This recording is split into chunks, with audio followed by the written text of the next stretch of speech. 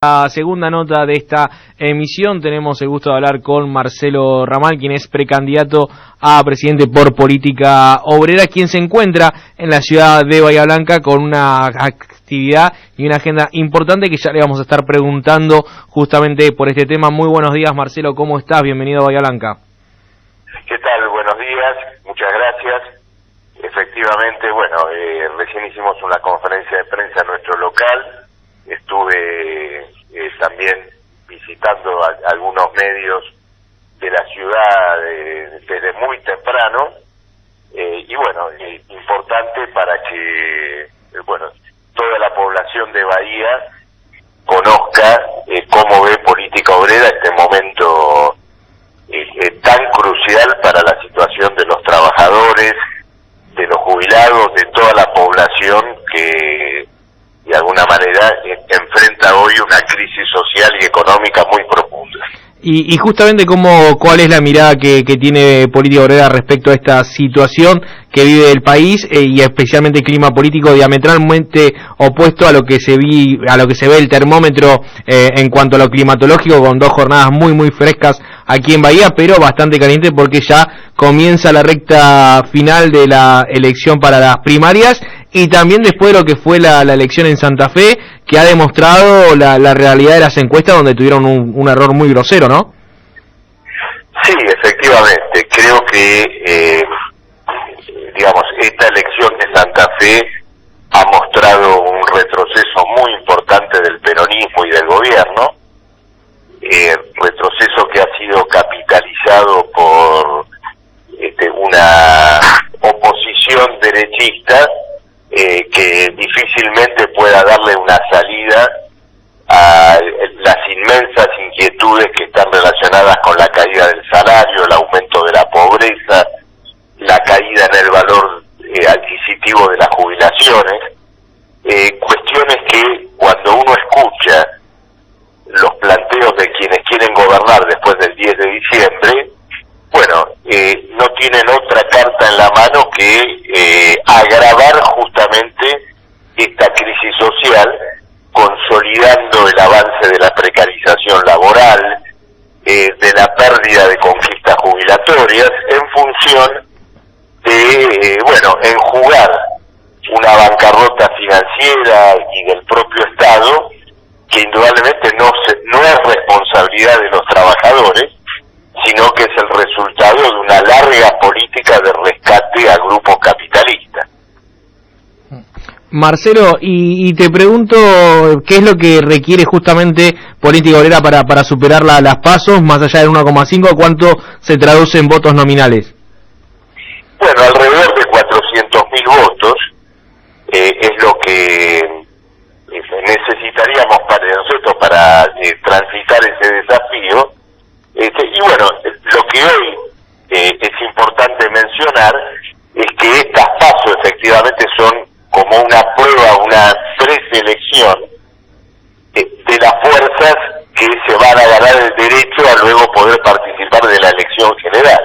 Y en un momento donde las conquistas y el derecho al trabajo se encuentran tan amenazadas, nos parece importante que el elector vea el mérito de que esta agenda que hoy coloca Política Obrera en discusión, la lucha contra la precarización laboral, contra la miseria social y otras cuestiones muy graves como es la situación de una guerra internacional, que también tiene consecuencias sobre la humanidad trabajadora, que toda esta agenda esté presente en la elección general votando a Política Obrera.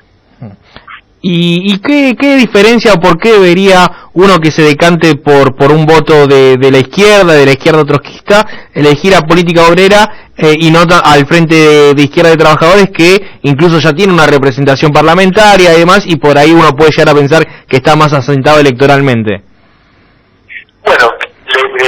Que el elector haga un balance de esa actuación parlamentaria, del lugar que ocupa hoy esa izquierda en el escenario político, que no es para nada relevante, que se encuentra en retroceso, y que considere el mérito de votar una fuerza que está enfocada en la agenda agenda de las necesidades de las masas, de los problemas reales que pasan, sino en una interna feroz, como la que hoy focaliza los esfuerzos del Frente de Izquierda, que carece de principios claros y que solo se refiere a un reparto de posiciones parlamentarias y de carácter superestructural.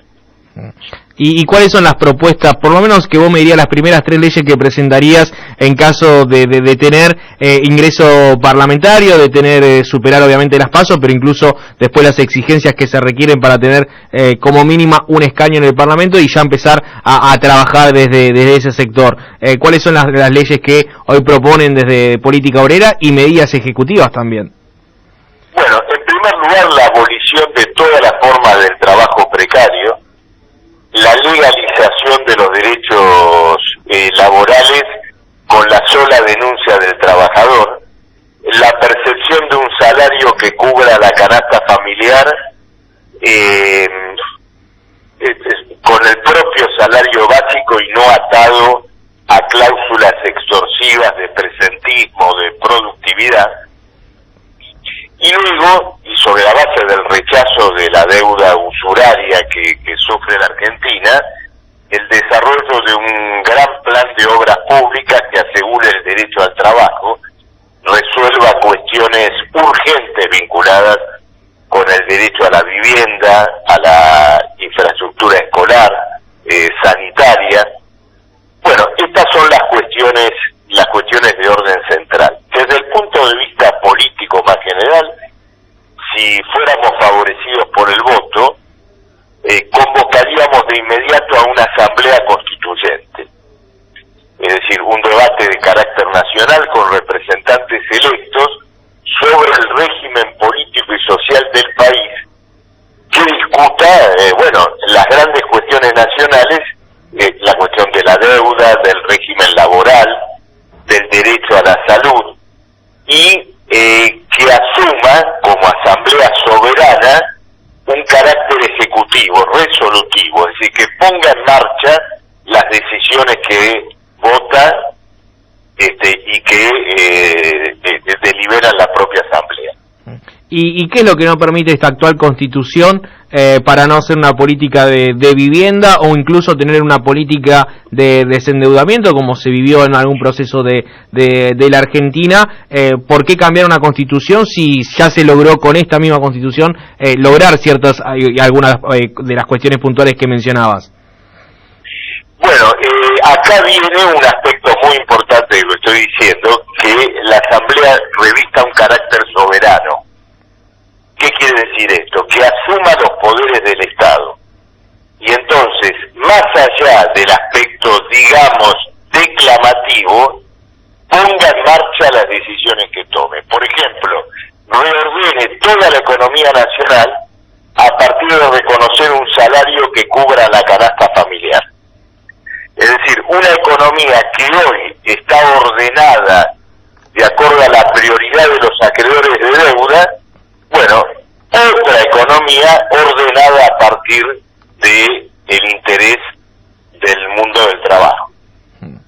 ¿Y qué harías con un dato que ha surgido en las últimas horas de la cantidad de millones de dólares que tienen los argentinos, un grupo, porque a veces decimos los argentinos y parece como si fueran los 47 millones, muy poquitos argentinos, 430.000 millones de dólares, que prácticamente se podría pagar la totalidad de la deuda pública, que rondan esas cifras prácticamente en un 90% del PBI, algo que estaba recién salido en ámbito.com, mencionaban esta situación. ¿Qué harían con esa situación? ¿Qué harían con la deuda y con el Fondo Monetario Internacional? Bueno, ocurre lo siguiente, para cualquier Estado nacional, incluso el nuestro, sería difícil conocer cuáles son, ¿no es cierto?, los fondos que cada corporación capitalista tiene depositados en el exterior.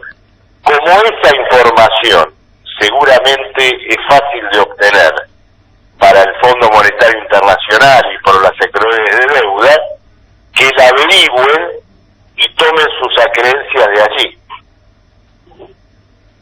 Sí.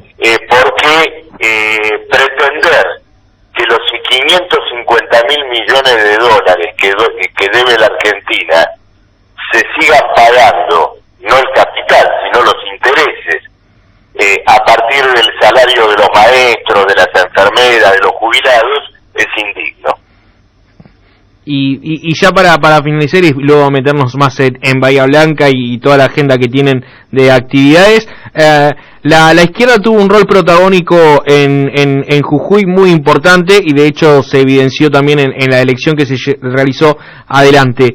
¿Qué postura tienen respecto a la minería, al litio, que me parece que es lo que se está discutiendo allí en el norte como un mineral fundamental para la transición que ya se está dando en todo lo que tiene que ver con lo eléctrico y las fuentes de energía para este siglo XXI?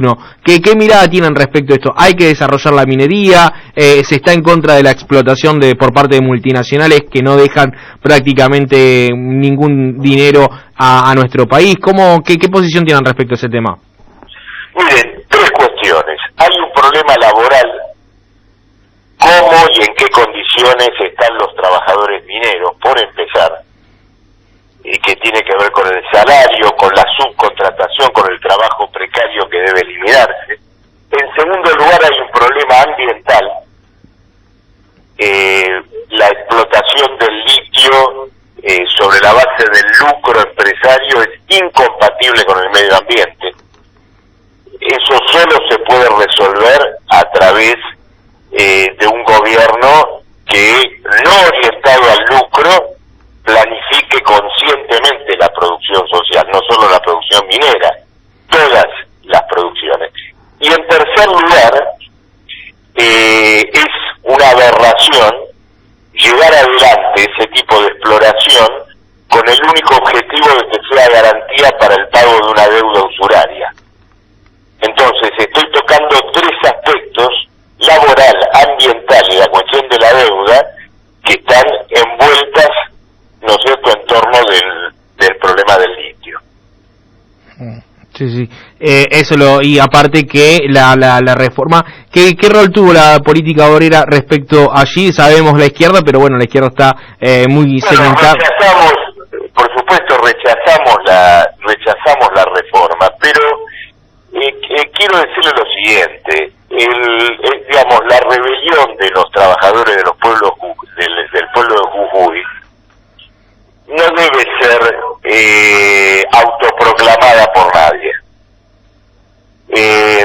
Como parte de la izquierda no me atribuyo la rebelión de Jujuy. Creo que ha tenido un alcance, una proyección política más amplia, y todavía el pueblo de Jujuy, como todo el pueblo argentino, debe encontrar una orientación política superadora que hoy indudablemente todavía no ha sido abrazada por el pueblo argentino.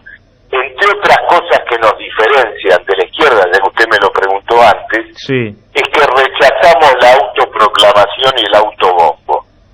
La izquierda argentina es una fuerza minoritaria aún. Debe ganarse el derecho de ser, de ocupar un lugar dirigente entre los trabajadores. Y para eso debe presentar un planteo de poder político y no simplemente mandarse la parte, para decirlo de alguna manera. Bien. Marcelo, ya para ir finalizando, ¿cómo continúan las actividades en nuestra ciudad y en la sexta sesión? Acá estamos haciendo una recorrida por muchos medios, y a las 5 de la tarde en nuestro local de Güemes 641 vamos a hacer una charla debate para todos aquellos que quieran conocer más a fondo cómo pensamos. Bien, un saludo, Marcelo, que tenga buena recorrida y buen viaje. Gracias, adiós. Allí pasa Marcelo Ramal, candidato a presidente para las próximas elecciones por Política Obrera. Nosotros nos vamos a la tanda y seguimos con más Miradas de Radio. En un principio fuimos una filial de Splendid. Luego Radio del Sur. En la época dorada, el radioteatro mostró a sus mejores personajes. Y aquí estamos, más cerca tuyo. AM 1080.